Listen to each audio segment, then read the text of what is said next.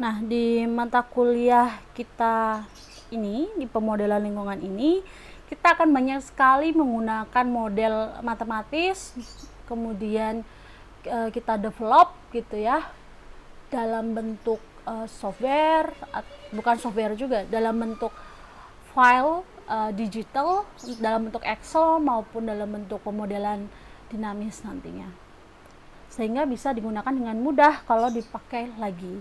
Nah, karena dia pendekatannya adalah tipe model matematis, maka kita perlu tahu prinsip yang ada di model matematik. Ini yang harus bisa kalian pahami ya nantinya setiap kita nanti berkenalan dengan model yang baru. Misalnya model air tanah, itu nanti prinsip dari model matematis air tanah itu gimana, prinsip dari model matematis air permukaan gimana. Nah, saya kasih kuncinya. Yang namanya prinsipnya ini ada ya gambar terkait prinsip-prinsip yang ada di model matematis. Tapi yang perlu diingat, ini bukan sebuah urutan ya, misalnya harus ini dulu, kemudian selanjutnya yang ini, kemudian ini, hasilnya ini. Bukan, ini bukan suatu urutan. Nah, urutan pengerjaan tuh kita biasanya nyebutnya sebagai algoritma. Kita akan berkenalan nanti di pertemuan besok yang kedua, ketiga gitu ya. Nah, di sini sekali lagi ini bukan sebuah urutan. Ini adalah daftar pertanyaan. Kalau kita ingin bisa menyampaikan prinsip matematis model itu kayak gimana di persamaan itu, di model itu, kita perlu bisa menjawab yang terkait objek maupun sistemnya adalah why, kenapa gitu. Apa yang kita ingin cari gitu ya. Sebenarnya tujuan kita menggunakan atau mendevelop model itu apa? Itu ada di sini nih. Terus find, kita cari gitu. Sebenarnya apa yang ingin kita tahu?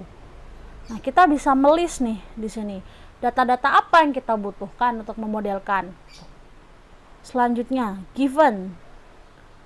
Given di sini sudah masuk yang terkait dengan model variabel yang ada di model itu maksud saya, dan juga parameternya. Given berarti apa sih yang harus kita tahu? Kita harus mengidentifikasi data-data relevan yang ada. Terus kita bisa mengasumsi, assume yang kita tidak ada. Terus gimana caranya gitu ya? Kita mengasumsi, itu ada di sini. Selanjutnya, kita juga harus punya gitu ya pertanyaan how, gimana nih? How should we look at this model? Gimana sih kita seharusnya memandang si model ini? Kita perlu mengidentifikasi prinsip-prinsip fisik yang terkait dengan model tersebut. Jadi teorinya gimana sih? Ada nggak gitu ya? Kemudian memprediksi.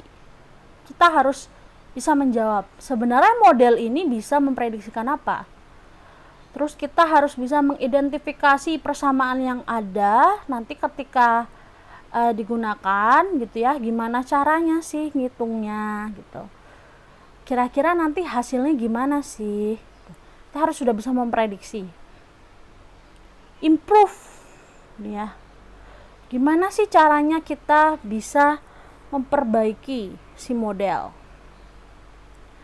Tapi biasanya kalau ngomongin improve, kita juga harus tahu dulu dong kondisinya gimana. Emang sudah baik atau belum baik? Kalau belum baik kan butuh diimprove ya. Nah, di sini nih ada tahap valid sama verified. Bukan tahap, sorry. Ada pertanyaan valid sama verified. Valid kah? Apakah prediksinya valid? Berarti kita harus bandingkan dengan data ya. Kemudian kita harus bisa sih mengidentifikasi uji apa sih yang bisa kita gunakan, kita pakai untuk memvalidasi model. Verified, apakah prediksinya bagus? Kita juga harus bisa mengidentifikasi cara untuk memverifikasi model. Baru kalau misalnya tidak valid atau tidak bisa memprediksi dengan baik gitu ya, maka kita perlu mengimprove. ketika kita perlu mengimprove gitu ya, kita harus tahu apa sih yang bisa kita improve, apa yang bisa kita perbaiki dari si model. Kita perlu mengidentifikasi nilai parameter yang tidak cukup bagus gitu, atau tidak cukup sesuai dengan model. Variabel mungkin yang tidak terlalu sensitif terhadap model gitu ya, yang seharusnya tidak ada gitu, yang seharusnya bisa dihapus atau digantikan oleh yang lain.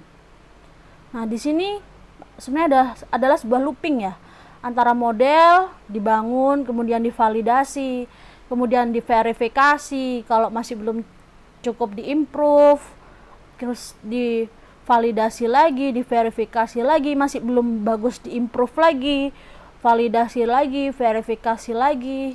Kalau sudah cukup baru kita bisa menggunakan untuk memprediksi. Use, how will we exercise the model?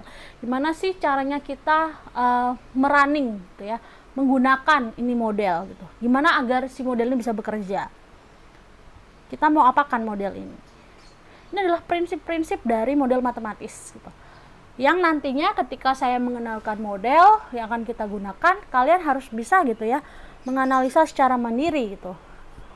Kira-kira apa nih Bu yang dicari gitu. Kira-kira apa sih yang perlu diasumsi? Kira-kira apa yang perlu diprediksi? Kalian harus mampu ini. Nah, kalau kita bisa berbicara mengenai model matematis gitu ya, jadi kan ada yang simple, ada yang kompleks gitu. Nah, biasanya kita bisa membuat model matematis itu ada beberapa metode. Metode yang pertama adalah dimensional homogeneity dan konsistensi. Kita menghomogenkan dimensi itu satuan yang sama gitu ya. Kita cari satuan yang sama, kita homogenkan. Satuan yang homogen, jadi satuannya nggak boleh yang beda-beda gitu ya dalam satu persamaan. Contohnya neraca air itu kan persamaannya harus homogen. Kalau satuannya milimeter di neraca air, untuk inputan ya outputnya juga harus milimeter. Konsisten. Terus juga kita bisa membuat dalam bentuk abstraksi, scaling, konservasi, prinsip kesetimbangan. Kita akan belajar terkait yang ini sih, konservasi dan prinsip kesetimbangan.